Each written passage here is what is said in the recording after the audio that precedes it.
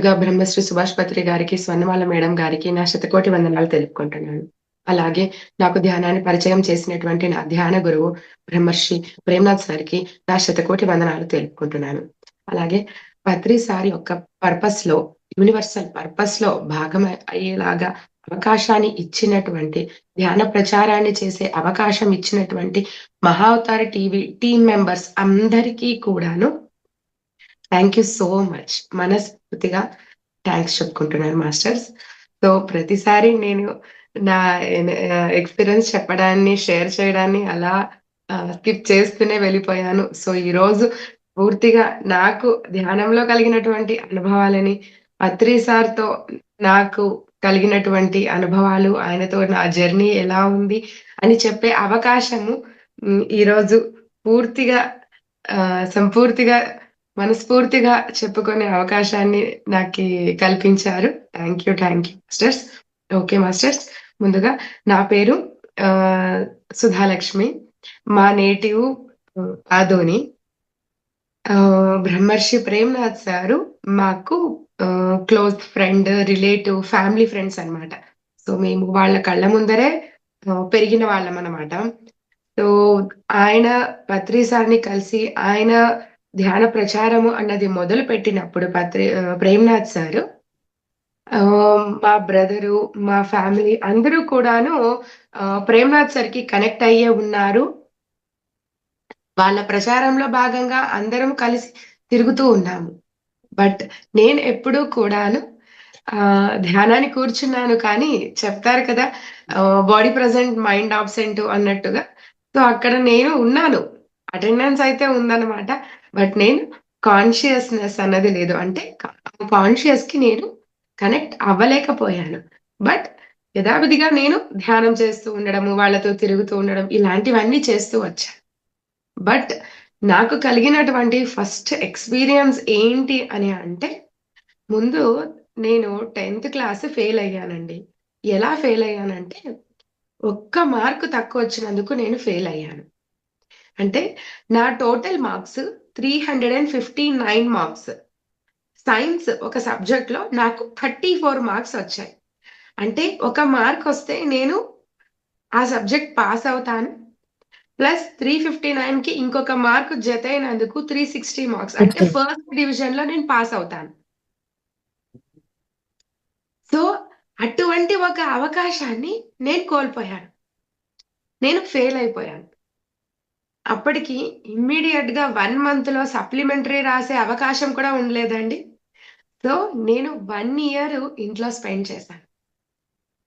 As a failed స్టూడెంట్‌గా.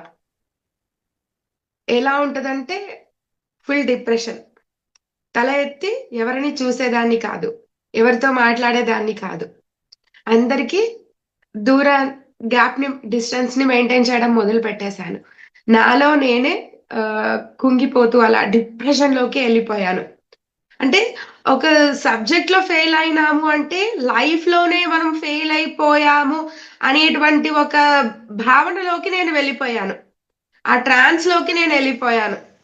నేను dull student, నేను ఇంటెలిజెంట్ కాదు, నేను దేనికి పనికిరాను అని నన్ను నేను చాలా తక్కువ చేసుకునేలాగా ఫుల్ డీప్‌గా డిప్రెషన్‌లోకి నేను వెళ్ళిపోయాను. అది అయిన తర్వాత మళ్ళీ నేను ఇంటర్మీడియేట్ జాయిన్ అయ్యాను. 10థ్ క్లాస్ పాస్ అయిన తర్వాత. 1 ఇయర్ వేస్ట్ అయిపోయింది. సో తర్వాత నేను మళ్ళా కాలేజ్‌కి జాయిన్ అయ్యాను. అక్కడ కూడా ఒక సబ్జెక్ట్ నేను ఎగ్జామ్ రాసేటప్పుడు అప్పుడు కూడా 34 మార్క్సే వచ్చాయి. అప్పుడు కూడా ఫెయిల్ అయ్యాను నేను. అప్పుడు కూడా ఒక మార్కే. ఆ ఒక్క మార్క్ నన్ను ఎలా వెంటాడిందంటే 'యమదొంగ' ఫిల్మ్‌లో జూనియర్ ఎన్టీఆర్‌కి ఆ లాకెట్ ఉండేటువంటి చైను ఎక్కడికెళ్ళినా వెంటాడుతూ ఉంటుంది చూడండి. ఆ రకంగా నాకీ ఒక్క మార్కు నన్ను వదిలిపెట్టకుండగా నన్ను చాలా సతాయించేది. ఏం చేయాలో అర్థం కాలేదు. ఇంక ఆల్రెడీ 1 ఇయర్ నేను ఒక ఫుల్ డిప్రెషన్‌లో నుంచి నన్ను నేను గివ్ అప్ చేసుకుంటూ మూవ్ ఆన్ అవుతూ వస్తున్నాను. Again it's repeating. నా స్టేట్, నా కండిషన్ అట్టి పరిస్థితుల్లోనూ నాకు ఇంకా I'm not in a stage. So నేను మా మదర్ దగ్గరికి వెళ్ళిపోయి ఆ రోజు నా టార్చర్ పీక్స్ కి వెళ్ళిపోయింది అనమాట. సో అక్కడి నుంచి నేను మా మదర్ కి చెప్పేశాను, నేను సూసైడ్ చేసుకుంటా, నేను ఎగ్జామ్ రాయను, నేను మళ్ళీ ఫెయిల్ అయిపోతాను, నేను మళ్ళీ నా లైఫ్ ని ఇలాగే వేస్ట్ చేసుకుంటాను, నేను ఇంకా ఫెయిల్యూర్ ని భరించలేను, నేను ఎగ్జామే రాయను, నేను బతకను అని చెప్పేశాను. మా మమ్మీ చాలా బాధపడ్డారు. సో ఇమ్మీడియట్ గా ప్రేమ్నాథ్ సార్ దగ్గరికి వెళ్ళారు. వెళ్ళి నన్ను పిలుచుకొని పోయి మాట్లాడిచ్చి సార్ అన్నారు, నేను ఇంటికి వస్తాను, మీరు ఇంటికి వెళ్ళండి అని చెప్పారు. సో మేము ఆయన ఇంటికి వచ్చే లోపే చుట్టుపక్కల ఉన్నటువంటి పిల్లలందరినీ ఇంటికి పిలిపించేశాం. సో సార్ వచ్చిన వెంటనే నన్ను మెడిటేషన్ కి కూర్చోపెట్టేశారు. 1 అవర్ మెడిటేషన్ కూర్చోపెట్టేశారు. 1 మినిట్ మాస్టర్స్.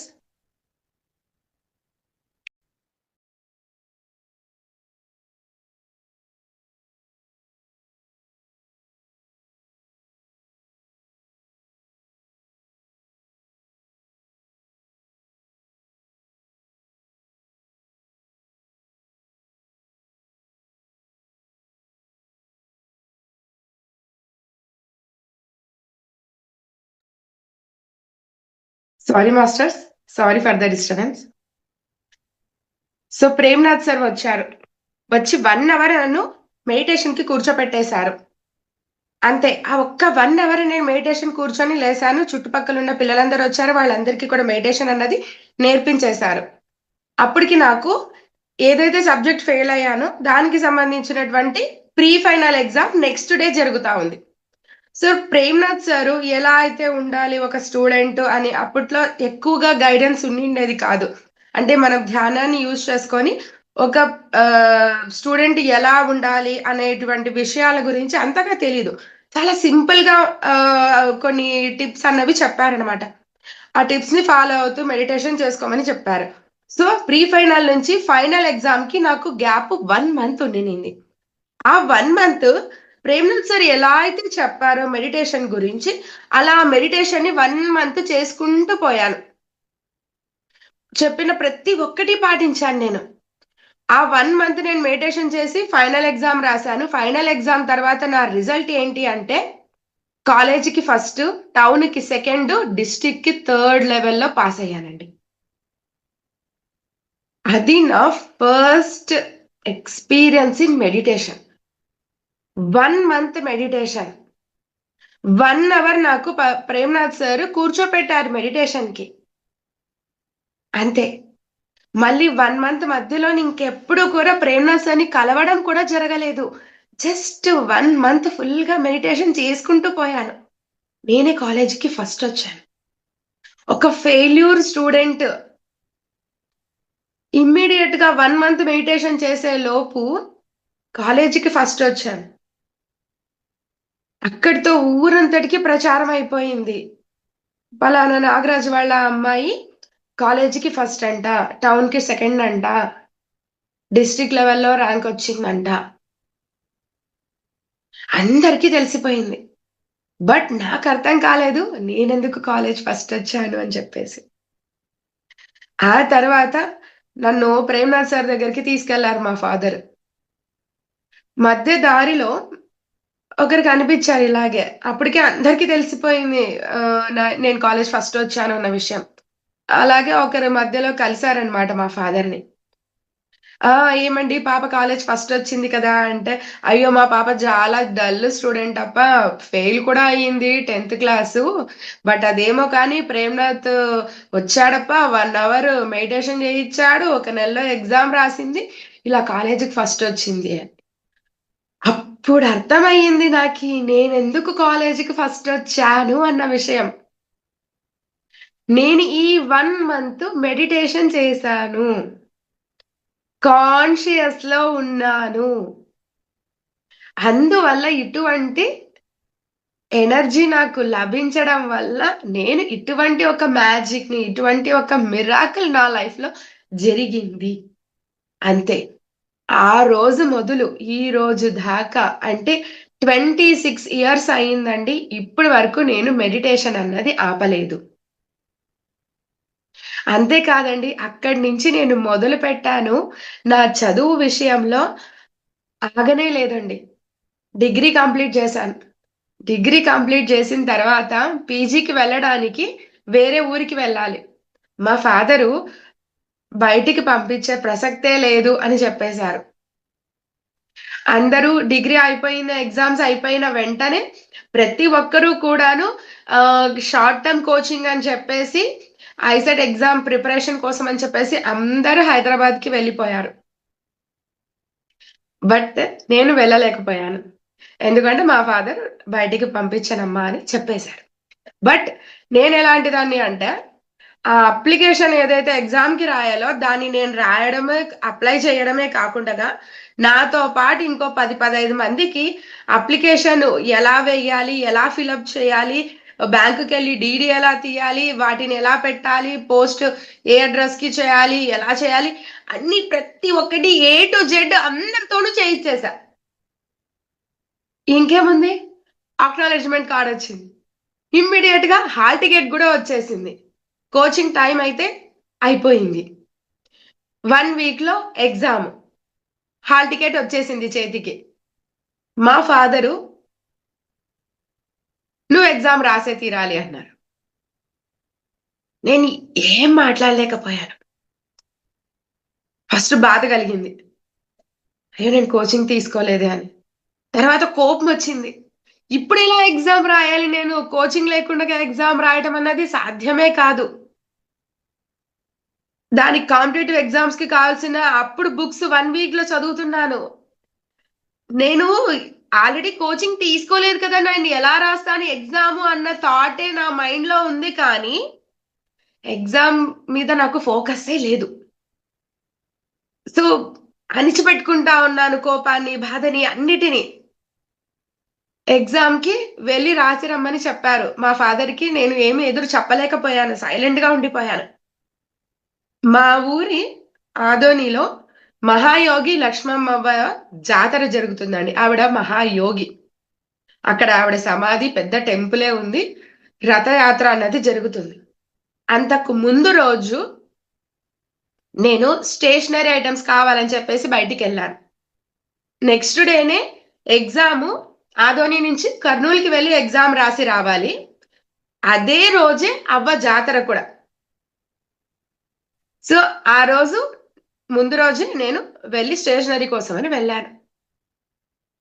వెళ్తున్నటువంటి ఆ టైంలోనే కరెక్ట్ గా అవ్వ టెంపుల్ ముందర నాకు ప్రేమ్నాథ్ సార్ తారసపడ్డాడు. కోపం కట్టెల పెంచుకోయింది. అస్సలు ఆయన్ని అలా AK-47 లాగా షూట్ చేసేస్తున్నాను. ఇప్పుడు ఎగ్జామ్ రాయమంటే నేను ఎలా ఎగ్జామ్ రాయాలి, నేను ఎగ్జామ్ రాసేదే లేదు, హాల్ టికెట్ వచ్చేసింది, జస్ట్ 1 week ఉంది, 1 week ఎగ్జామ్ రాయమంటారు. ఆయన ఏం చెప్తున్నారు కూడా నేను వినట్లేదు. నేను నా కోపం అంతా మొత్తం చూపించేసేసాను. బట్ అక్కడ ప్రేమ్నాథ్ సార్ చెప్పారు, చూడు మీ డాడీ చెప్పారని అంటున్నావు కదా, నువ్వు ఇంకా ఆలోచించేది ఏమీ లేదు. మేము just 2 days back Bengaluru pyramid valley foundation stone వేసి వచ్చాం. నువ్వు అవ్వ గుడిలోకి వెళ్ళి అక్కడ పిరమిడ్ వ్యాలీ ఫౌండేషన్ స్టోన్ వేసిన టైంలో ఎనర్జీస్ ని నువ్వు ఇన్వైట్ చేసి లక్ష్మమ్మ అవ్వని అడుగు. అవ్వ ఏమి చెబితే అదే చెయ్యి నువ్వు అని అనేసారు. ఏం మాట్లాడలేదు. ఎందుకంటే నాకు ఎందుకు ఎగ్జామ్ రాయటం అన్నది ఇష్టం లేదు అంటే, నేను చెప్తున్నటువంటి రీజన్ ఏంటి అంటే, కోచింగ్ లేదు, ఎగ్జామ్ రాస్తాను, ర్యాంక్ వస్తుంది, ఏదో ఇంత పెద్ద ర్యాంక్ వస్తుంది. అప్పుడు ఇప్పుడు దాకా అమ్మాయి బాగా చదువుతుంది, ఆ అమ్మాయి వల్ల ఎంతో మంది స్టూడెంట్స్ కి హెల్ప్ అయ్యింది అనేటువంటి ప్రచారం ఆల్రెడీ ఉంది. ఇప్పుడు నాకు ర్యాంక్ రాలేదు అంటే అర్థం ఏంటి? నెగిటివ్ ప్రచారం అవుతుంది కదా, బ్యాడ్ గా ప్రచారం అయిపోతుంది కదా. ఇంత ధ్యానం అన్నారు, ఇన్ని ర్యాంకులు వస్తాయి, ఇన్ని మార్కులు వస్తాయని చెప్పారు, ఏమిటి ర్యాంకు అని చెప్పేసి నెగిటివ్ ప్రచారం అయిపోతుంది, నేను రాయను ఎగ్జామ్ అని చెప్పేసి అక్కడ వాదిస్తా ఉన్నాను ప్రేమ్నాథ్ సార్తో. సరే నువ్వు వెళ్ళు, అబ్బాయి ఏం చెప్తే అది చెయ్యి అని చెప్పారు. సరే ఇంకా మాట్లాడేది ఏముంది, చేసేది ఏముంది అని చెప్పేసి ఇమ్మీడియట్ గా అబ్బ గుడిలోకి వెళ్ళాలి. అబ్బ గుడిలోకి వెళ్ళి అక్కడ నమస్కారం చేసుకొని సంకల్పం చెప్పేసి అవ్వ టెంపుల్ వెనకాల ప్రదక్షిణ వేసుకుంటూ వెనకాల వచ్చి నేను కూర్చోవాలి. స్థిర సుఖాసనంలో మనం కూర్చోవాలి కదా. కూర్చుంటూ ఉన్నాను. ఇంకా నేను కూర్చొని పొజిషన్ లో ఉన్నాను. ఇంకా నా కాళ్ళు క్రాస్ చేయలేదు, నేను ఇంకా హ్యాండ్స్ క్రాస్ చేయలేదు. నాకు ఐస్ కూడా క్లోజ్ చేసే ప్రొసీజర్ లో కింద కూర్చుంటూ ఉండగానే లక్ష్మమ్మ నాతో మాట్లాడడం మొదలుపెట్టింది. మీ డాడీ ఒప్పుకోవడమే నీకు క్యాంపస్ లో సీట్ వచ్చినట్టు.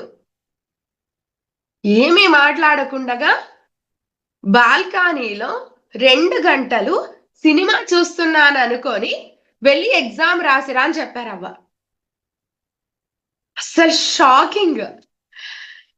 ఏమీ అర్థం కాలేదు. ఫుల్ బ్లాంక్ అయిపోయాను. అర్థం కాలే. సరే ఇంకా మెసేజ్ వచ్చింది కదా. నాకు అప్పట్లో ఇన్నర్ గైడెన్స్ అనేది వచ్చేది. ఏం వస్తే దాన్నే పాటించేదాన్ని. వేరే క్వశ్చన్ రైజ్ చేసేదాన్ని కాదు.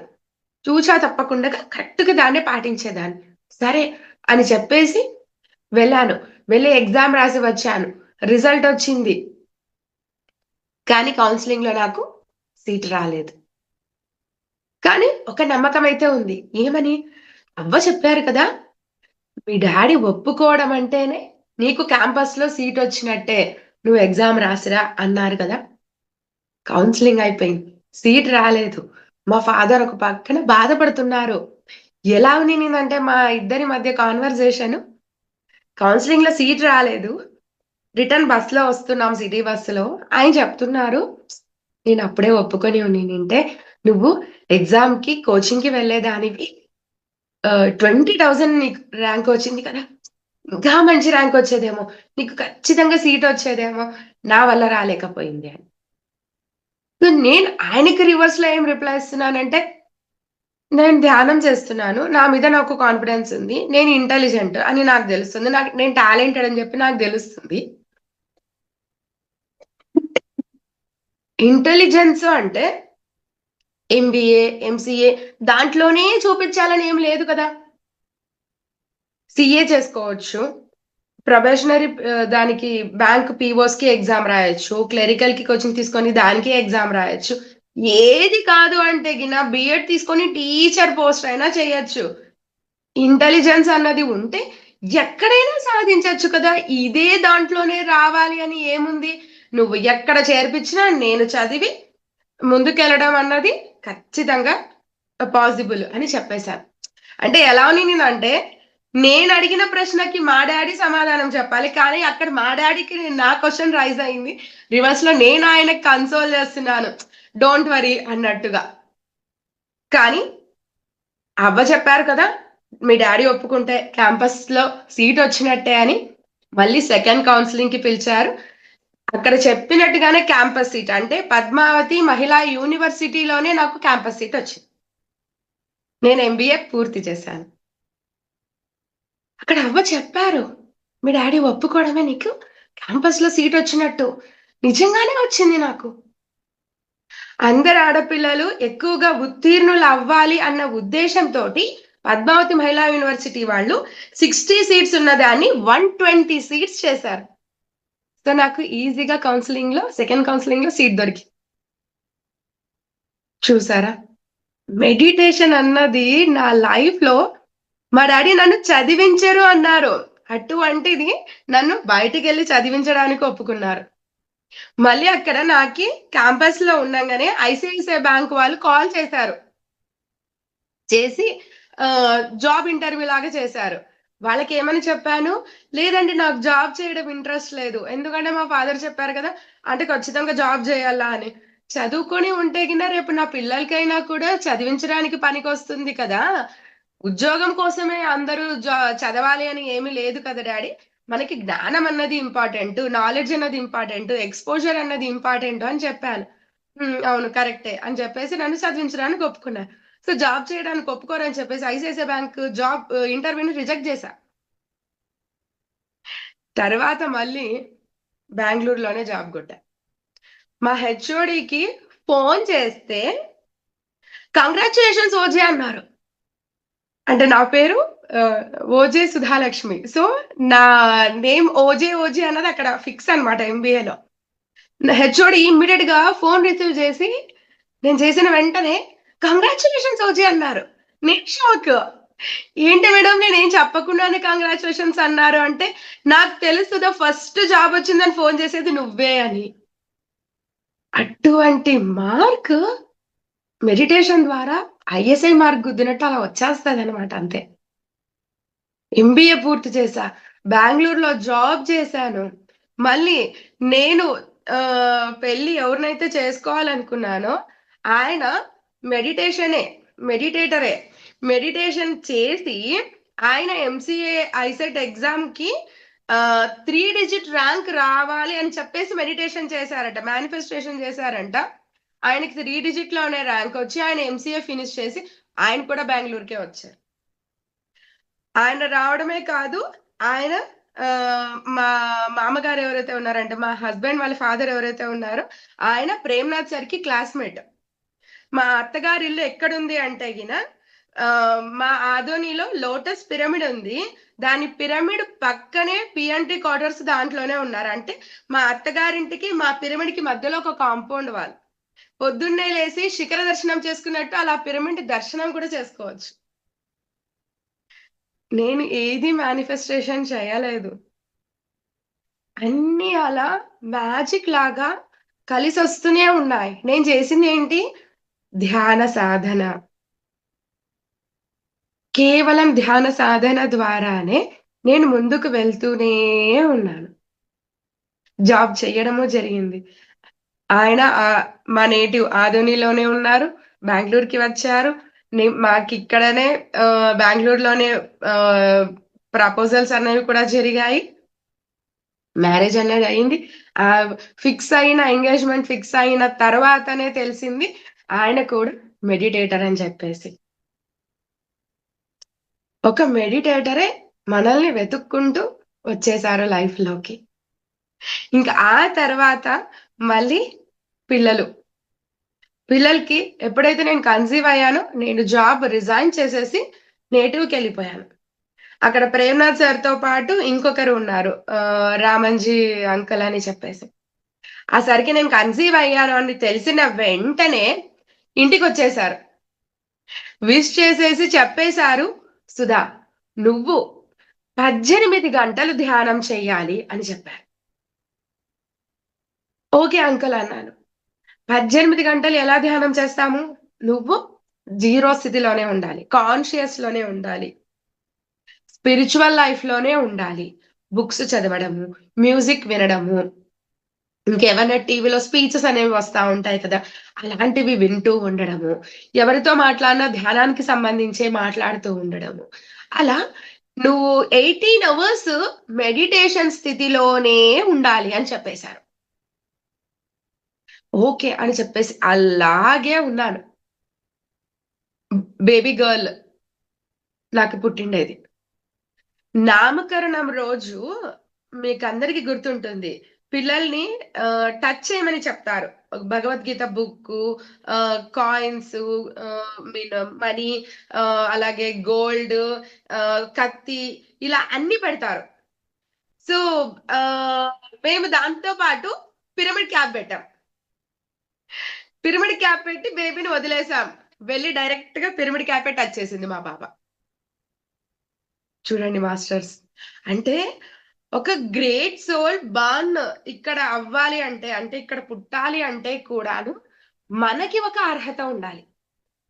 ఆ అర్హతని సాధించుకోవడానికే నాకి అప్పుడు మాస్టరు 18 గంటలు నువ్వు ధ్యానం చేయాలి అని చెప్పారు. ఇప్పుడు తనకి 15 ఇయర్స్. ఆల్రెడీ తను మెడిటేషన్ ప్రోగ్రామ్స్‌కి హోస్టింగ్ కూడా చేసేసింది. యూకేజీలో ఉన్నప్పుడే తను వాళ్ళ క్లాస్‌లో మెడిటేషన్ చెప్పేసింది అందరికి.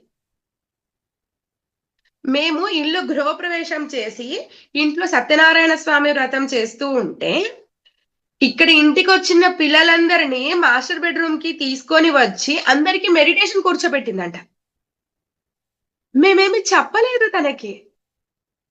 మనం ఎప్పుడైతే ఆచరిస్తామో పిల్లలు దాన్ని ఫాలో చేస్తారు. చెబితే పిల్లలు వినరు, మనం ఆచరిస్తే పిల్లలు వింటారు. ఆ వైబ్స్, ఆ సోల్ అనేది అలా కనెక్ట్ అయిపోతుంది.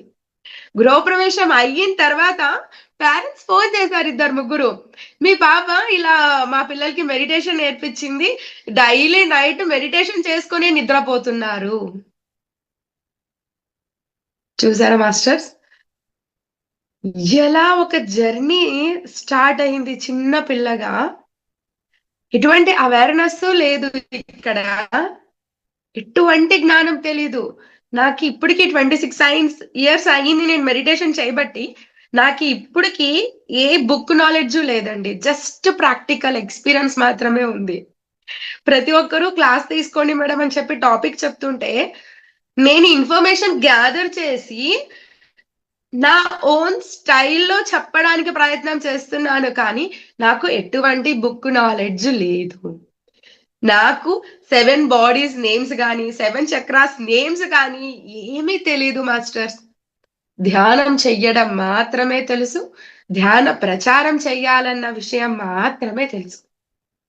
ఇప్పటిదాకా అదే చేసుకుంటూ వచ్చాను.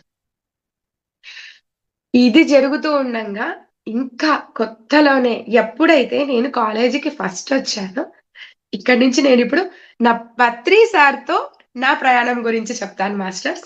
ఐ థింక్ ఇంకా టైం ఉంది మనకి. ఫస్ట్ టైము పత్రి సారు ఆదోనికి వస్తున్నారు అన్న విషయం నాకు అప్పుడు తెలిసింది. ఫస్ట్ టైం ఆయన నేను కలవడం అనమాట. ఆయన గురించి నాకేం తెలియదు, నాకు తెలిసింది ఓన్లీ ప్రేమ్నాథ్ సార్ మాత్రమే.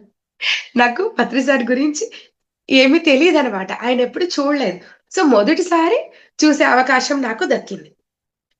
పత్రి సార్ వస్తూ ఉన్నారనగానే అందరూ ఫుల్ హ్యాపీనెస్.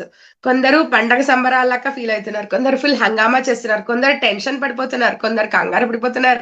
రకరకాలుగా అందరు ఫుల్ హంగామా వాళ్ళ వాళ్ళ స్టైల్లో వాళ్ళు చేసేస్తున్నారు. ఏమిటి ఇంత హంగామా చేస్తున్నారు అని చెప్పేసి ఫీల్ అయ్యాను నేను. సరే అని చెప్పేసి ఉన్నాను.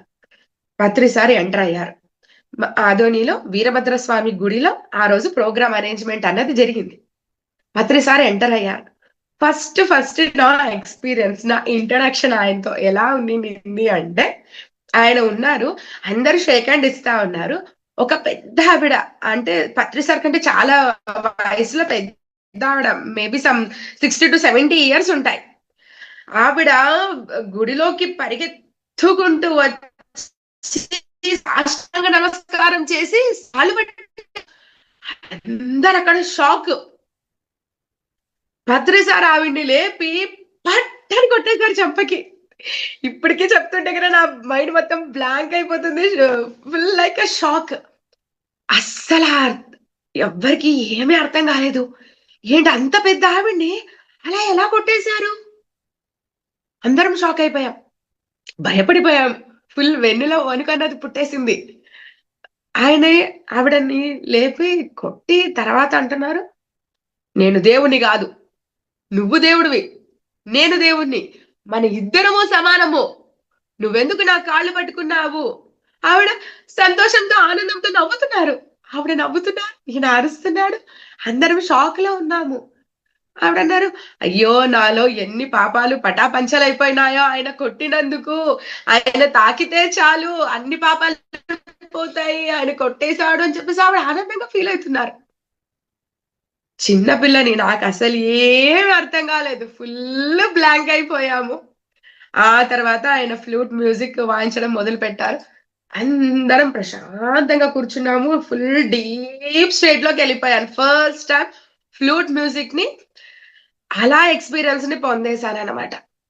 అప్పుడు అక్కడ ప్రేమ్నాథ్ సార్ వచ్చి ఎక్స్పీరియన్స్ షేర్ చేయాలి అని చెప్పేశారు.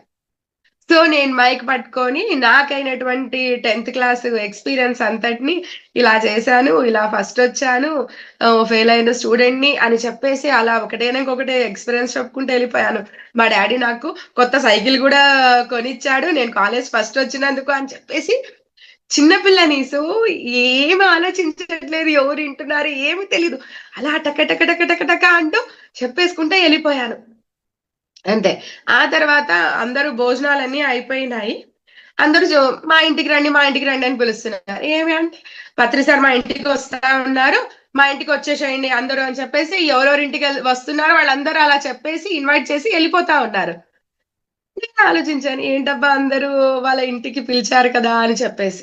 సో ఇమ్మీడియట్ గా పత్రి సారు పక్కన ప్రేమ్నాథ్ సార్ అందరూ అలా ఉంటే ప్రేమ్నాథ్ సార్ ని సైగ చేస్తూ అంటే క్లోజ్ అంకల్ కదా నాకు. సో రమ్మని చెప్పేసి అంకుల్ సిగ్నల్ చేసి పిలిచాను. పక్కన పత్రి సార్ ఉన్నారు. ఆయన వచ్చేసారు నా దగ్గరికి. ఫుల్ షాక్ అయిపోయాను. ఏం పిలిచావు అన్నారు. నేను మిమ్మల్ని పిలిచలేదు ప్రేమ్నాథ్ అని పిలిచాను అని. ఎందుకు పిలిచావు అన్నారు. మీరు మా ఇంటికి రావాలి అందుకే ప్రేమ్నాథ్ అని పిలిచాను అన్నారు. మరి నేను మీ ఇంటికి రావాలంటే నన్ను కదా పిలిచాలి, అంకుల్ పిలిచావు ఎందుకమ్మా అని అన్నారు. ఆ అవునవును, మా ఇంటికి రండి అని చెప్పాను. నేను వీళ్ళింటికి ఇట్లా అందరి ఇంటికి వెళ్ళాలంటే వీళ్ళ పక్క సైడ్ మా ఇల్లు ఉండేది, 2 నిమిషాలు వచ్చిపోండి అని చెప్పేశాను ఆయనకి. సో ఆయన అసలు అప్పటికే నా స్పీచ్ విని ఆయన ఫుల్ ఇంప్రెస్ అయిపోయారట. సో ఆయన ఇమ్మీడియట్ గా మా ఇంటికి వచ్చేసారు. ఇంకా అసలు అప్పటికి ఆయన గొప్పతనం ఏంటో తెలియదు మాకు. ఆయన గురించి ఏమీ తెలియదు. జస్ట్ ధ్యానం చేసుకుంటూ ఉన్నాము. ఫస్ట్ టైం కలిసాము. ఆయన అంత గొప్ప గురువు అన్న విషయం కూడా మాకు తెలియదు. అంతే ఇమ్మీడియట్ గా అందరికి ఇన్ఫర్మేషన్ స్ప్రెడ్ అయిపోయింది. ఆయన వస్తున్నారని చెప్పేసి మా డాడీకి ఆఫీస్ కే ఫోన్ చేసేసి ఏ గురువు వచ్చేస్తున్నాడప్ప మీ ఇంటికి వచ్చేసే అంట. ఆయన పరుగు పరుగున ఇంటికి వచ్చేసాడు. సో సార్ అలా ఇంటికి రావడము, ఒకరేమో లెమన్ తెచ్చి ఇచ్చేసారు. ఓ లెమన్ జ్యూస్ తాగేశారు. ఓకే 2 నిమిషాలు అయిపోయింది ఇంక నేను వెళ్తాను అని అన్నారు. నేను చెప్పాను కదా 2 నిమిషాలు వచ్చిపోండి అని చెప్పేసి. సో జస్ట్ 2 మినిట్స్ అలా సార్ మా ఇంటికి అప్పట్లోనే అలా విజిట్ చేసేసారు. I'm so happy. అసలు ఇప్పుడు ఇలా చెప్తూ ఉంటే కూడాను ఆ హ్యాపీనెస్ అన్నది వి కాంట్ ఎక్స్ప్రెస్. అటువంటి ఒక గొప్ప యోగి మన ఇంటికి వచ్చారు అని అంటే అండ్ ఆ సోల్ అప్పుడు మనకు అనిపిస్తుంది we are not ordinary, like we are special soul అనేటువంటి ఒక భావన కలుగుతుంది ఎప్పుడైతే మనము పత్రి సార్తో ఉంటామో. అటువంటి ఒక ఎక్స్పీరియన్స్ ఆ రోజు నాకు కలిగింది. మళ్ళీ నెక్స్ట్ టైం మళ్ళీ పత్రి సార్ని కలవడం అనేది కూడా జరిగిందండి.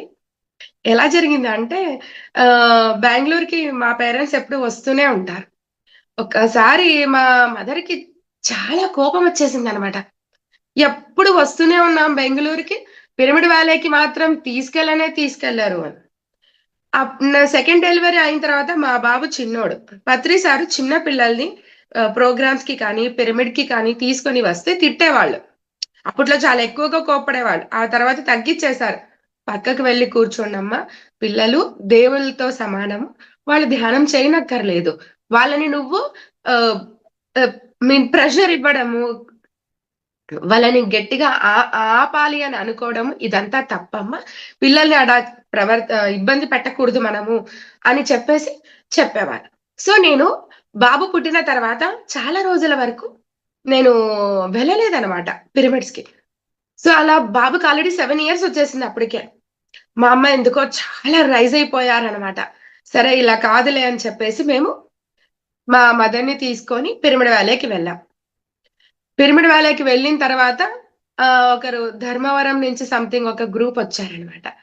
వాళ్ళక్కడ కలిసి మాకు చెప్పారు. పత్రి సార్ ఇక్కడే ఉన్నారు అని చెప్పేసి. జస్ట్ షాక్ అయిపోయాం. ఏంటి పత్రి సార్? ఎవరిని అలో చెయ్యట్లేదండి. మేము మళ్ళీ మార్నింగ్ 7:00కి మళ్ళీ వెళ్తాం సార్ దగ్గరికి. మీరు 7:00 అంతా కాటేజ్ దగ్గరికి వచ్చేసేయండి. మాతో పాటు మిమ్మల్ని కూడా లోపలికి తీసుకెళ్తాము అని చెప్పారు. అంతే. నాకస్సలు నిద్దరే రాలేదు. 3:00 వరకు మెడిటేషన్‌కి వెళ్ళాలి. ఎక్కడ పైన కింగ్ చాంబర్‌లో కూర్చొని బ్రహ్మ ముహూర్తంలో ధ్యానం చేయాలి అనేటువంటి ఒక థాట్‌లో ఉన్నామనమాట. సో, అది ముగించుకొని సార్‌ని కలవాలి అనే ఒక ఉద్దేశంతో మేము వెళ్ళాం. సో, అక్కడికి వెళ్ళిన తర్వాత పిరమిడ్‌లో మెడిటేషన్ చేస్తూ ఉన్నాము. మెడిటేషన్ చేస్తూ ఉన్నప్పుడు బ్లాక్ కార్డ్స్, నల్ల పిల్లులు 7 అయితా ఉందన్నమాట. అంటే 6:45 దాటేసింది అనమాట. మళ్ళీ మళ్ళీ కళ్ళు తెరిచి టైం చూస్తూ ఉండలేం కదా, అలా డీప్ స్టేట్ కి వెళ్ళిపోయాం పిరమిడ్ లో. కింగ్ ఛాంబర్ కూడా ఎక్కలేదు, కిందనే కూర్చొని ఉన్నాం మేము. నల్ల పిల్లులు ఆ, గోల చేస్తే గిట్టి గట్టిగా అరవడం మొదలు పెట్టాయి. సో అప్పుడు నాకు కాన్షియస్ వచ్చేసింది అనమాట, మెలకులోకి వచ్చేసాను నేను.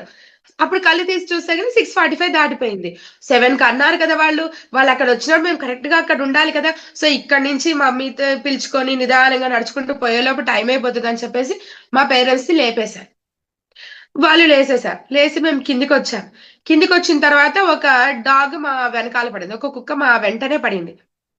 అది మమ్మల్ని కాటేజ్ దగ్గరికి తీసుకెళ్తా ఉంది. తిరుగుతూ తిరుగుతూ తిరుగుతూ రండి రండి రండి అని చెప్పేసి పిలుచుకొని పోతుంది. మేము మళ్ళీ కాఫీ తాగాలి అని మా మమ్మీ ఇంకా ఆగలేకపోతున్నారు. నాకు కాఫీ కావాలి, ఫస్ట్ కాఫీ కావాలి అని చెప్పారు.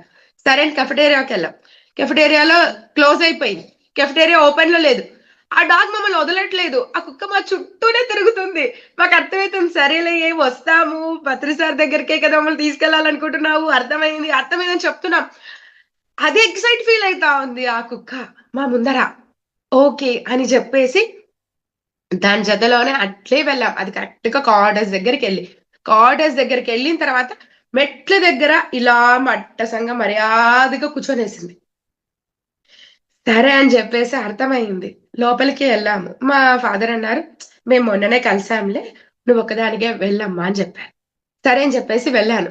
అప్పటికి సార్ అక్కడ రూమ్ లో కూర్చొని ఉన్నారు. సార్ వద్దునా అని మాట లేదు, జస్ట్ సైగా రమ్మన్నారు. వెళ్ళాను, షేక్ హ్యాండ్ ఇచ్చాను. సార్ పేరెంట్స్ ఉన్నారు పిలుస్తున్నా అంటే ఆ ఓకే అమ్మా అన్నారు. వెంటనే వెళ్ళి పేరెంట్స్ పిలుచుకొని వచ్చాను. వాళ్ళు షేక్ హ్యాండ్ ఇచ్చారు, ఫోటో తీసుకున్నాము, ఫుల్ ఖుషి అయిపోయిస్తున్నాము. అంతా అయిన తర్వాత మేము ఇంకా రిటర్న్ బెంగళూరుకి రిటర్న్ వచ్చేసేయాలని చెప్పేసి బయటికి వచ్చి ఆటో కోసం వెయిట్ చేస్తున్నాం. అక్కడ సెక్యూరిటీ దగ్గరికి ఇంకో ఇద్దరు ముగ్గురు వచ్చారనమాట. వాళ్ళు సెక్యూరిటీని అడుగుతున్నారు, ఏంటి పత్రి సార్ ఇక్కడ ఉన్నారంటున్నారు, నిజమేనా అని అన్నారు. సెక్యూరిటీ అవును ఉన్నారు అని చెప్పారు. వాళ్ళు అడిగితే అవును మేము కలిసాము అని కూడా అన్నాము. అంతే, దానికి ఇంకా సెక్యూరిటీ అన్నాడు ఇమ్మీడియట్ గా, ఈ రోజు ఆ హైకోర్టు నుంచో ఆ, ఏదో కోర్టు నుంచి జడ్జి వచ్చారండి, సరిని కలుస్తాము అంటే సారు యాక్సెప్ట్ చేయలేదట. మిమ్మల్ని అలో చేశారంటే అసలు మీరు లక్కీ అని అన్నారు. అంతే, అసలు ఇంకా ఆనందము అలా అణుచుకుంటున్నాము. ఎందుకంటే పక్కన వాళ్ళు చూడలేదు అనేటువంటి ఒక ఫీలింగ్ లో ఉన్నారు. సో మేము ఏమి మాట్లాడలేదు అనమాట, సైలెంట్ గా ఉన్నాము. అక్కడ బాబు అందరు అడుగుతున్నారు, అవునా మీరు పత్రిసాని కలిసారా, మీరు షేక్ హ్యాండ్ ఇచ్చారా, మరి మగధీరాలో ఆ చేయి తగిన స్పార్కల్స్ వస్తాయి కదా, అట్లా ఏమైనా మీకు స్పార్కల్స్ వచ్చాయా సరిని టచ్ చేసినప్పుడు, షేక్ హ్యాండ్ ఇచ్చినప్పుడు అంటూ వాళ్ళు అలా అడుగుతుంటా ఓకే ఓకే అని చెప్పేసి పక్కకు వచ్చి మా మమ్మీ దగ్గర మా హ్యాపీనెస్ చెప్పుకొని అసలు ఆ ఆనందం అలా కట్టలు దించుకొని వచ్చేసింది. ఎలా అంటే ఒకరికి దక్కనిది మనకి ఏదైనా దక్కింది అనుకోండి, ఆ పిచ్చి ఆ ఆనందమే వేరనమాట, ఆ కిక్కే వేరనమాట. లైక్ ఒక సైకో ఆనందం అనమాట. ఒకరికి దక్కది మనకి దక్కింది అనే ఆలోచన ఎక్కువగా ఉంటది. సో వాళ్ళ ముందర ఏమి మాట్లాడకుండా వచ్చి మా మమ్మీ దగ్గరికి ఫుల్ ఖుషిగా చెప్పేశాం. అంతే. పత్రి సార్‌ని కలిసిన తర్వాత వెంటనే పిరమిడ్ వాళ్ళకి వాలంటీర్‌గా రమ్మని చెప్పేసి వాళ్ళు కాల్ చేశారు. పిల్లల్ని వదిలిపెట్టి బయటికి వెళ్ళడం అన్నది అసాధ్యం, ఇప్పటి వరకు పోలేదు. కానీ మా హస్బెండ్ లేదు, నువ్వు వెళ్ళి రావాలి, ఒకసారి వెళ్తేనే కదా నీకు తెలిసేది, నువ్వంటే ఏంటి అన్నది తెలిసేది, పిల్లల్ని ఎలా హ్యాండిల్ చేస్తాను నేను అన్న విషయం తెలిసేది, ఒకసారి వెళ్తేనే కదా తెలిసేది అని ఆయన అన్నారు. మా ఫాదర్ ఎట్టి పరిస్థితుల్లోనూ యాక్సెప్ట్ చేయరు. మా ఫాదర్ వచ్చారు బెంగళూరుకి మళ్ళీ. చెప్పాను, అవునా మీ హస్బెండ్ అడుగు, కొంచెం ఏమైనా అరేంజ్మెంట్స్ ఉంటే చేసేసి వెళ్ళి రామ్మా అన్నారు. Just shock. అందరూ వెళ్ళి రమ్మన్నారు. సరే అని చెప్పేసి ధైర్యంగా పిరమిడ్ వ్యాలీకి వెళ్ళడము. అక్కడ ఆ బుద్ధ పౌర్ణమికి సెలబ్రేషన్స్ జరుగుతాయి. బుద్ధ పౌర్ణమి ముందు వరకు 41 days మెడిటేషన్ జరగడము, అక్కడ పత్రిసారి వచ్చి కూర్చోవడము కాటేజ్ దగ్గర అవన్నీ జరిగేది. అలా 2-3 days పత్రి సార్తో డైలీ మెడిటేషన్ చేశాము. పౌర్ణమి రోజు ఎర్లీ మార్నింగ్ 5 to 8 మెడిటేషన్, ఇవన్నీ చేసేసాం. ఇవన్నీ చేసిన తర్వాత నెక్స్ట్ 2 months కే ఆయన బాడీ వెకేట్ చేయడం జరిగింది. ఈ బాడీ వెకేట్ చెయ్యేసే టైంలో కూడాను మా సిచ్యువేషన్ ఎలా ఉండింది అనంటే, అప్పటికి మా పాపది ఫంక్షన్ పార్టీ హాల్‌లో చేస్తూ ఉన్నాం. ఫుల్లు అందరూ ఫోన్ చేస్తా ఉన్నారు. సార్‌ది ఇలా అయింది అన్న విషయాన్ని. బట్ మేమక్కడ ఉన్నటువంటి ఆ ఇదిలో మేము ఫోన్ రిసీవ్ చేయలేకపోయాం. ఆ తర్వాత మాకి ఫోన్ అన్నది రిసీవ్ చేయడం జరిగింది. ఆహ్, గ లైట్ వర్కర్స్ గ్రూప్‌లో ఉన్నారు కదా! గట్టు హంసవేణి మేడము. ఆవిడ హస్బెండ్ చేశారనమాట. మురళి సార్, గట్టు మురళి సార్ అని చెప్పేసి. ఆయన చేశారు. అయ్యో! మామ అసలు మీరు ఫోన్ చేస్తా ఉంటే మేము పట్టించుకోనే లేదు. సార్‌ది ఇలా జరిగింటే మేమిక్కడ సెలబ్రేషన్స్, డాన్సులని చెప్పేసి ఇలా ఉన్నాము అంటే, అయ్యో! సుధా నువ్వు చాలా కరెక్ట్‌గా ఉన్నావు సుధా. అదేంటి అలా అంటున్నారు అంటే, అవును సుధా సార్ చెప్పారు. ఎవరైనా బాడీ వెకేట్ చేస్తే ఏడవకూడదు. అక్కడ ఇంకా ఎక్కువగా ఆనందంగా ఎగరాలి, ఆడాలి, పాడాలి అని చెప్పా. సో, నువ్వు కరెక్ట్ పొజిషన్‌లోనే ఉన్నావు. కరెక్ట్ స్టేట్‌లోనే ఉన్నావు అని అన్నారు. సారు 5-5:15 కరెక్ట్ టైమ్‌లో బాడీ వెకేట్ చేశారు. 5:15 తర్వాతనే ఇక్కడ మా ప్రోగ్రామ్ స్టార్ట్ అయింది. ఆటలు, పాటలు, డాన్సులు, లేడీసు, పిల్లలు అందరూ ఫుల్ ఎంజాయ్ చేసాం. ఇంట్లో ఫ్యామిలీ మెంబర్స్ మొత్తము 10:00 వరకు నాన్ స్టాప్‌గా ఎంజాయ్ చేసాం మేము. మరుసటి రోజే నా బర్త్‌డే. ఆ రోజే సార్‌ది రథయాత్ర అనేది జరిగింది. ప్రతి ఒక్కరు ఎలా ఎగురుతున్నారు సార్‌తో పాటు రథయాత్ర చేసుకుంటూ. It's amazing. తెలియకుండానే నేను అటువంటి ఆనందాన్ని ఆ టైంలో అనుభవించాను. ఇప్పటికి నాకి సార్ ఇంకా ఉన్నారు అన్న ఫీలింగే తప్ప ఆయన లేరు అన్న ఫీలింగ్ ఇప్పటి వరకు ఎప్పుడూ కలగలేదండి. ఆ రోజు కలిసిన తర్వాత సార్‌ని నేను మళ్ళీ నాకు ఇమ్మీడియేట్‌గా లైట్ వర్కర్స్ గ్రూప్ నుంచి గట్టు హంసవేణి మేడం ఫోను చేశారు. "సుధా నువ్వు మళ్ళీ క్లాసెస్ చెప్పడం స్టార్ట్ చేసే తీరాలి." నా ప్రచారము ఎంబీఏకి తిరుపతికి వెళ్ళడానికి ముందు కంటిన్యూయస్‌గా జరిగిందండి. ఆ తర్వాత చదువు, ఆ తర్వాత మ్యారేజు ఇలా నాది ఎక్కువగా బయటికి వెళ్లి ప్రచారం చెయ్యడం అన్నది ఆగిపోయింది. నాది ఏం ప్రచారం ఉన్నా ప్రేమ్‌నాథ్ సరే వెళ్లి ఎక్స్‌పీరియన్స్‌ని షేర్ చేయడమే అన్నది జరిగింది కానీ, నేనుగా వెళ్లి అన్నది కొంచెం బ్రేక్ తీసుకెళ్ళింది. కానీ అక్కడ పత్రి సార్ ఎప్పుడైతే షేక్ హ్యాండ్ ఇచ్చారో, అక్కడి నుంచి మళ్ళీ నా ప్రచారం ఊపందుకోయింది. 2, 3 ఇయర్స్ నుంచి నాన్ స్టాప్‌గా క్లాసెస్ అన్నవి కంటిన్యూయస్‌గా జరుగుతూనే ఉన్నాయి. నా ఫ్యామిలీని వదిలి బయటికి పోయే అవకాశం కూడా లేదు. కానీ జూమ్ సెషన్ ద్వారా ఈ టెక్నాలజీ మనకి ఎంత హెల్ప్ చేసింది అంటే, కూర్చున్న చోటు నుంచే నేను ప్రచారం చేసే అవకాశాన్ని నాకు పత్రి సార్ కల్పించారు. ఎలా ఉంటుంది చూడండి వారి యొక్క పర్పస్, వారి యొక్క మేనిఫెస్టేషన్. ఎలా మనల్ని సెలెక్ట్ చేసుకుంటారు ఒక వర్క్‌కి. అసలు నాకు ప్రేమ్‌నాథ్ సారు డిసెంబర్‌లో ఒకసారి మేము మామూలుగా నేటివ్‌కి వెళ్ళడం అంటే సమ్మర్ హాలిడేస్, డిసెంబర్ హాలిడేస్‌లో వెళ్తా ఉంటాము క్రిస్మస్ హాలిడేస్‌కి. అలా క్రిస్మస్ హాలిడేస్‌కి వెళ్ళినప్పుడు ప్రేమ్‌నాథ్ సారు కలిసారు. అందరూ ఫోను చేసి చెప్పేసారు. "సుధా సారొచ్చారు. నువ్వు ఉన్నావు. వచ్చేసేయి" అని చెప్పేసి. సో, ఇమ్మీడియేట్‌గా వెళ్ళాము. సార్‌ని కలిసాము. సార్‌ని కలిసినప్పుడు ప్రేమ్‌నాథ్ సార్ ఒక మాట అన్నారు. "సుధా నాకి బొమ్మనల్లిలో సెంటర్ కావాలి" అన్నారు. బొమ్మనల్లిలో సెంటర్. ఆ! ఓకే. అని చెప్పి. ఇంటికొచ్చిన తర్వాత మా హస్బెండ్‌తో డిస్కస్ చేశాను. సో, ఇలా సెంటర్ అన్నారు. అపార్ట్‌మెంట్ సెంటర్ రెడీ చేయడం అన్నది కుదరదు. So, independent house. సో, అప్పటికే మేము ఆల్రెడీ వేరే చోట విల్లాస్ తీసుకోవాలి అని చెప్పేసివంటి ప్లాన్‌లో ఉండింది. సో, మా హస్బెండ్ ఓకే. అక్కడెక్కడో తీసుకునే బదులు ఇక్కడ నలుగురికి ఉపయోగపడేలాగా మనం తీసుకుందాము అని చెప్పారు. ఈ థాట్ కూడా చాలా బావుంది కదా! అని చెప్పేసి బొమ్మనల్లికి చుట్టుపక్కల మొత్తము సెర్చ్ చేయడం మొదలుపెట్టా. నాకు పిరమిడ్ ఎక్కడానికి లిఫ్ట్ అయ్యే పని కాదు. నా బడ్జెట్‌కి తగినట్టుగా అది రాదు. సో, ఎలా మేనిఫెస్టేషన్ చేశానంటే అందరికి అనుకూలంగా ఉండేలాగా పిరమిడ్ నిర్మాణం అన్నది జరగాలి. 5 అంతస్తుల మేడ దొరికిందే అనుకోండి. ఫస్ట్ మా మదరే ఎక్కరు. మా మదరే ఎక్కి మెడిటేషన్ చేయడం అన్నది జరగదు. ఇంట్లో వాళ్ళకే ధ్యానం చేసే అవకాశాన్ని నేను కల్పించకపోతే ఇంకా యూనివర్స్ లో ఎవరికో నేను ఏ అవకాశాన్ని కల్పిస్తాను? కాదు.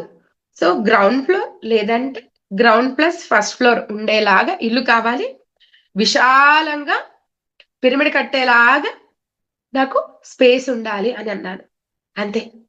దానికి తగినట్టుగానే G+1 ఉండేటువంటి ఒక ఇల్లు బొమ్మనల్లి సెంటర్ లోనే దొరికింది. ఆ టెర్రస్ మీద పిరమిడ్ నిర్మాణానికి ఫుల్ స్పేషియస్ గా 30x40లో నాకు రెడీమేడ్ ఇల్లు దొరికేసింది. రిజిస్టర్ ఆఫీస్ లో రిజిస్ట్రేషన్ అయిన వెంటనే ఫస్ట్ ప్రేమ్నాథ్ సర్కే కాల్ చేశాను. అంకుల్, బొమ్మనల్లిలో సెంటర్ కావాలన్నారు కదా, ఇల్లు తీసుకున్నాము, ఇప్పుడే రిజిస్ట్రేషన్ అయిపోయింది, రిజిస్టర్ ఆఫీస్ నుంచి కాల్ చేస్తున్నాను. ఏం చెప్తున్నావు నువ్వు? నేనేం అడిగినాను? నువ్వేం చేస్తున్నావు? ఏమో నాకు తెలీదు. వచ్చి పిరమిడ్ లో ప్రోగ్రామ్ పెట్టండి, ఆ పిరమిడ్ ఎట్లా కట్టాలో మీరే చెప్పండి అని చెప్పేసి ఫోన్ పెట్టేశారు. సార్ వచ్చి చూస్తున్నారు. సుధా, అసలు బెంగళూరులో సొంత ఇల్లు చేసుకోవడమే కష్టము, అట్లాంటిది రెండిండ్లు కొని దాని మీద పిరమిడ్ కట్టడానికి రెడీ అయిపోయినావా నువ్వు? ఎలా సాధ్యము? ఏంటంకుల్, నేను చెప్పేదే అందరికి ధ్యాన ప్రచారం చేస్తున్నాను, ధ్యానం చేస్తున్నాను, అందుకే అన్ని జరిగిందని చెప్తాను. నేను మీకేం చెప్పాను? నేను ధ్యానం చేస్తున్నాను, అందుకే అది అయ్యింది. మీరే అడిగినారు కదా. అంతే. అక్కడ కట్టడానికి ఎటువంటి నాలెడ్జ్ మాకు లేదు. పిరమిడ్ కి సంబంధించిన నాలెడ్జ్ లేదు మాకు. ఎప్పుడు ఎక్కడ ఏ పిరమిడ్ ప్రోగ్రామ్స్ కి కూడా మేము వెళ్ళింది లేదు. అట్లాంటిది పిరమిడ్ కట్టడానికి సిద్ధపడిపోయాము. అది కట్టడానికి ఎవరు కావాలి? ఇసుక కావాలా? దానికి ఇటుకలు కావాలా? సిమెంట్ కావాలా? అది ఎక్కడ దొరుకుతుంది? ఎంత రేటు? ఎంత బడ్జెట్? ఏమీ తెలియదు మాకి. మాస్టర్స్ కోరుకున్నట్టుగానే ఇల్లు దొరికింది కదా, ఆ ఇంటి మీద పిరమిడ్ సెంటర్ కి నిర్మాణానికి అన్ని రెడీ చేయండి అని చెప్పేసి మేనిఫెస్టేషన్ చేశాను. జస్ట్ 1 కిలోమీటర్ డిస్టెన్స్ లోనే ఒక ఇంజనీర్ దొరికాడు. ఫ్రీగా పిరమిడ్ కట్టడానికి రెడీగా ఆయన వచ్చేసారు. A to Z ఆయనే చూసుకున్నారు. ఒక్కొక్క వర్క్కి ఒక్కొక్క మనిషికి సంబంధించి మేము ఎక్కడిని వెతుక్కుంటూ పోవాల్సిన అక్కర్లే. ప్రతి ఒక్కటి ఆయన ఫ్రీ. ఏమి ఒక్క పైసా తీసుకోలేదు. ఇప్పటి వరకు మాతో ఒక్క పైసా తీసుకోలేదు. 15x15 పిరమిడ్ ని బ్రహ్మాండంగా నిర్మించి అల్లా అద్దాల మేడలాగా పిరమిడ్ ని నిర్మించి మాకు ఇచ్చేశారు. అంతే ఈజీగా ప్రేమ్నాథ్ సార్ వచ్చేసి ఓపెనింగ్ సెరమనీ చేసేసారు. విత్ ఇన్ ఇయర్, ఇల్లు తీసుకున్న 1 year లో పిరమిడ్ రెడీ. ఇది ఓపెనింగ్ జరగడానికి ఒక్క రోజు ముందు అరేంజ్మెంట్స్ కోసం పిరమిడ్కి వెళ్ళాం. అక్కడ మెడిటేషన్ కి కూర్చున్నాం. ఇంకా మేము ఇంటికి బయలుదేరాలి. మా హస్బెండ్ లేపారు. ఓకే, టైం అయింది, లేయి అన్నారు. లేసేటప్పుడు మనం హ్యాండ్స్ ఇలా రఫ్ చేసుకొని కళ్ళు ఇలా చేతులు కళ్ళ మీద పెట్టుకుంటాం కదా, ఆ కళ్ళ మీద పెట్టుకున్నటువంటి ఆ టైంలోనే ఒక ఎక్స్పీరియన్స్ అయింది నాకు. లైక్ పత్రి సారు ఒక స్తంభాన్ని ఇలా నిలబెడుతున్నారు. కింద నుంచి మేము అందరం కలిసి ఆ స్తంభాన్ని పట్టుకొని ఆయనకి సపోర్ట్ చేసి ఆ స్తంభాన్ని నిలబెట్టడానికి మేము ప్రయత్నం చేస్తున్నాం కింద నుంచి. ఆయన కళ్ళు, నా కళ్ళు కరెక్ట్ గా ఆయన కళ్ళు పైన ఉన్నాయి, మేము కింద నుంచి ఇలా చేస్తున్నాము. ఆయన కళ్ళల్లో ఉన్నటువంటి ఆ స్పార్క్ నేను చెప్తుంటే కూడా నాకు ఇంకా కనిపిస్తా ఉన్నాయి. ఆ కళ్ళల్లో స్పార్క్ కనిపిస్తోంది. ఆ స్తంభాన్ని ఆయన నిలబెడుతున్నారు, మేము కింద నుంచి సపోర్ట్ చేస్తున్నాము. అంతే, కళ్ళు తెరిచేసా. అప్పుడు అనిపించింది, ఇదంతా చేస్తున్నది మేము కాదు, పత్రి సారే దగ్గర ఉండి ఈ పిరమిడ్ ని కట్టారు. నిమిత్త మాత్రం, పేరుకు మాత్రమే మేము చేసినంత యూనివర్స్, మనది ఏమీ లేదు. కానీ పత్రి సారు మనల్ని చూస్ చేసుకున్నారు. అంతే. చాలా సింపుల్ అండి. ఎలా ఉంటుందో చూడండి మెడిటేషన్, ధ్యాన సాధన చేస్తూ ఉంటే కోరుకున్నవి కాదు, కోరుకోనివి కూడాను మనకి లభిస్తాయి. యూనివర్సల్ వర్క్ చెయ్యడము. ఒక ఫెయిల్ అయినటువంటి స్టూడెంట్ గా స్టార్ట్ చేసిన జర్నీ ఒక పిరమిడ్ నిర్మాణం కూడా చెయ్యగలము అని నిరూపించేటువంటి స్థాయికి యూనివర్స్ మనల్ని నడిపించింది. మనం చేసింది కేవలం ధ్యాన సాధన, ధ్యాన ప్రచారం. అంతే. ఇంత నడిచిందండి. ఇప్పటికి పిల్లలందరూ కూడాను ధ్యానమే. No medicine. మెడిసిన్ అన్నదే తీసుకో. ఓ కంగారు పడిపోతాను. జ్వరం వచ్చింది, జలుబు వచ్చింది, డాక్టర్ దగ్గరికి వెళ్తాను. పోయి ఏమని ఏమంత తొందర? జ్వరం వచ్చింది. వెయిట్ చేయి. ఒక సిరప్ ఉంది. వెయ్యి. ఇంకో 2, 3 రోజులైనా తగ్గలేదు. అప్పుడు రా. ఏం తొందర? ప్రతి చోట తిట్టించుకోవడమే. ఏదో ఒక హెల్త్ ఇష్యూ అని చెప్పి వెళ్ళడము, తిట్టించుకొని వాపస్ రా. ఒకసారి మా పాపకి ఇలాగే అయ్యింది. డే కేర్ లో ఒక బేబీకి ఒక ఇన్ఫెక్షన్ వచ్చింది. చికెన్ పాక్స్ లాగా కాదనమాట. కానీ చేతులకి, కాళ్ళకి మాత్రమే చిన్న చిన్న చిన్న చిన్న చిన్న పొక్కులు వచ్చి అవి గుచ్చుకుంటూ ఉంటాయన్నమాట. ఆ రోజు ఇంకా సాటర్డే అనమాట. సో ఇమ్మీడియట్ గా డాక్టర్ దగ్గరికి వెళ్ళడానికి కుదరదు. సో చాలా స్ట్రగుల్ అయిపోయింది అనమాట. సండే ఇంకా నిద్ర రావడం కూడా చాలా కష్టం అనిపించింది. నేనేం చేశాను, దాన్ని మంచం మీద పడుకోబెట్టేసేసి చేతులకి, నాకు తగిలిన కాళ్ళకి ఇలా నా చేతులతో నిమురుతూ నిమురుతూ నిమురుతూ అలాగే మెడిటేషన్ చేసుకున్నాను. మరుసటి రోజు డాక్టర్ దగ్గరికి తీసుకెళ్ళామన్నమాట. తీసుకెళ్తే చెక్ చేయడానికి బేబీని చూస్తుంటే అసలు ఇక్కడ ఏ గుల్లలు లేవు. ఒక్క మార్క్ కూడా కనిపించట్లేదు. సార్ చేతులకు, కాళ్ళకు కూడా ఉంది సార్. కాళ్ళకు కూడా చూసారు. కాళ్ళకు కూడా లేవు. ఏమ్మా ఎప్పుడు చూసినా నువ్వు ఏమంత కంగారు అని చెప్పేసి వచ్చేస్తుంటావు అని మళ్ళీ తిట్టారు. సరే అని బేబీని రివర్స్ చేశారు. రివర్స్ చేస్తే అప్పుడు చేతులకి, కాళ్ళకి ఆ మచ్చలున్నాయి. అంటే నేను ఎక్కడెక్కడైతే పాప పడుకున్నప్పుడు ఇలా టచ్ చేస్తూ ఉంటే తనకి హాయిగా ఉండి నిద్రపోయింది. అలా మెడిటేషన్ లో కళ్ళు మూసుకొని కూర్చొని నాకు ఎక్కడైతే చెయ్యి తగలగలుగుతుందో అలా నేను పాపని నిమురుతూ ఉన్నాను. అదంతా ఫుల్ గా హీల్ అయిపోయింది. నేను ఎక్కడైతే టచ్ చెయ్యలేదో అక్కడ మార్క్స్ అలాగే ఉండిపోయాయి. చూసారా? మెడిటేషన్ కి ఎంత పవర్ ఉంది. మనల్ని మనం హీల్ చేసుకోవడం కాదు, ఒక చిన్న పిల్లకి కూడాను హీలింగ్ చేయడానికి ఒక తల్లికి అంత శక్తి అన్నది లభిస్తుంది. No medicine. డాక్టర్ దగ్గరికి పోవడము, తిట్టించుకొని రావడము తప్పనిచ్చితే ఒక్కనాడు కూడా మెడిసిన్ ఇచ్చింది లేదు. తీసుకున్న సిరప్ బాటిల్ మొత్తం పెట్టి ఎక్స్పైరీ డేట్ అయిన తర్వాత తీసుకుపోయి డస్ట్బిన్ లో పడేయడం. నేను ప్రెగ్నెంట్ గా ఉన్నప్పుడు ఫోలిక్ యాసిడ్ టాబ్లెట్ అని అది ఇది అని టాబ్లెట్స్ ఇస్తారు. అప్పుడు కూడా నేను టాబ్లెట్స్ తీసుకోలేదు.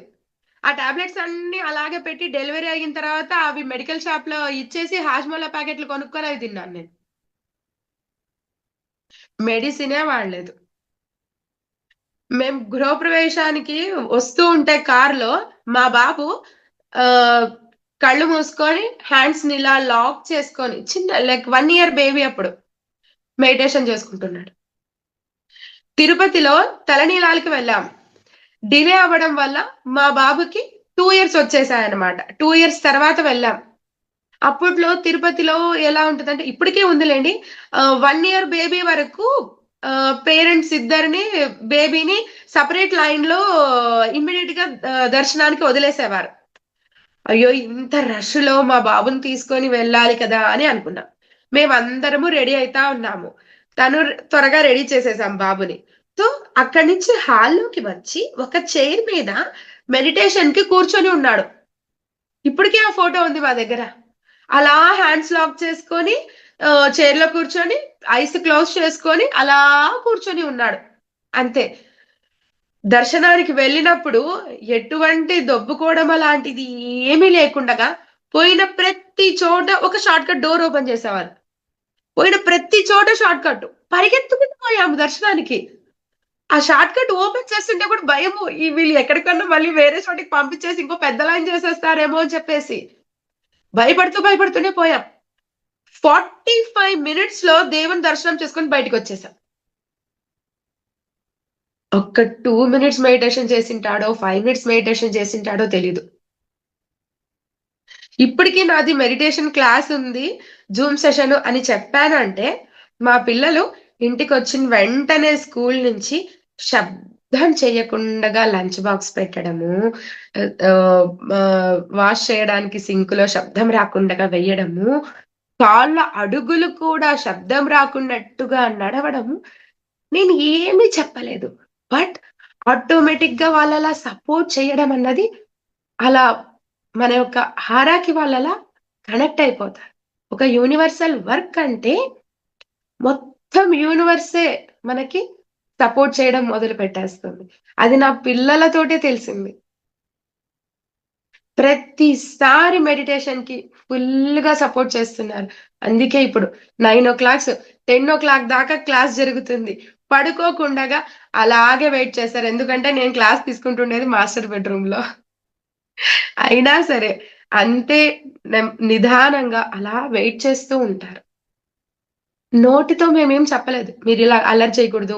మీరు సౌండ్ చేయకూడదు. మీరిలానే ఉండాలి. అలానే చెయ్యాలి. ఏ రెస్ట్రిక్షను చేయలేదు. జస్ట్ నాకు క్లాసుంది. అంతే. సైలెంట్ అయిపోయేవారు. సపోర్ట్ చేసేవాళ్ళు. ఇప్పుడు అంత పెద్ద పిరమిడ్ కడతాను అంటే మా హస్బెండు తానే ఇంకా కొత్తగా క్రియేటివ్ ఐడియాతో ఓకే. అక్కడేదో చేసే బదులు ఇక్కడే చేద్దాము. కాస్త అటు ఇటైనా పర్వాలేదు బడ్జెటు. నిర్మాణం చేయడానికి సిద్ధపడు. అలాగే మాస్టర్సొచ్చారు. అలాగే అలా పిరమిడ్ సిద్ధం చేసేసారు. అలాగే అన్నీ అయిపోయినాయి. అన్నీ రెడీ అయిపోయినాయి. పత్రి సార్‌కి షేక్ హ్యాండ్ ఇచ్చినంత మాత్రాన ఎలాంటి మిరాకిల్స్ మన లైఫ్‌లో జరుగుతున్నాయి. ఒక్కసారి ఆలోచించండి మాస్టర్స్. ఇవేవి కూడాను మనం మేనిఫెస్టేషన్ చేసిందో, చెయ్యనిదో ఇది మనకు తెలీదు. నేను చేసింది కేవలం ధ్యాన సాధన. ఇది ఒక యూనివర్సల్ వర్కు. ఇది చేస్తే నాకు పుణ్యమొస్తదో, పాపం తెగిపోతదో, కర్మలు తెగిపోతాయో ఇదేమీ నాకు తెలీదు. జస్ట్ మెడిటేషన్ చేయమన్నారు. నేను మెడిటేషన్ చేస్తూ ఉన్నాను. అంతే మాస్టర్స్. ఇంకా చెప్తూ పోతే ఇంకా చాలా ఉన్నాయి. That's enough masters. Already time అయిపోయింది. Thank you masters. Thank you so much.